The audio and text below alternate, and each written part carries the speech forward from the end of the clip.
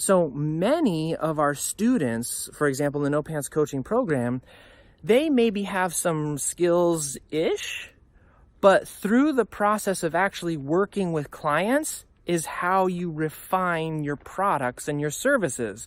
In other words, you get paid to build your business. Unlike nearly every other business model that the next online Lamborghini guru guy is trying to sell you. So it's in my opinion, a very realistic way to dip your toe into the world of business, right? So for example, I worked as a freelancer for almost 10 years before I launched the No Pants Project, to then turn around and have my own information marketing and coaching business.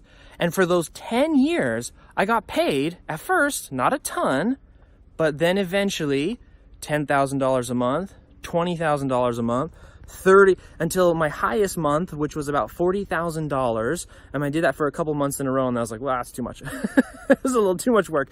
But $40,000 a month as a freelancer. And during that whole time, I was working with people in the industry and in the business that I knew someday I wanted to start my own business in. So, for example, let's say that someday you do want to have your own e-commerce store.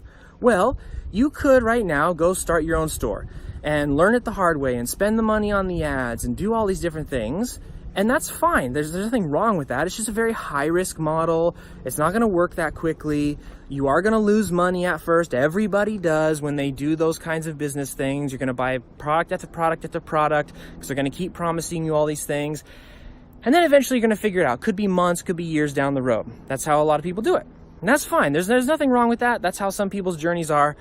Or you could take the faster path, which is figure out what skills you have, find some kind of superpower, then go approach those companies that you want to be like, the people who are already successfully running e-commerce companies, or already successful coaches, or are already successful, whatever, selling pipes online for plumbing. I don't know, whatever business you want to do.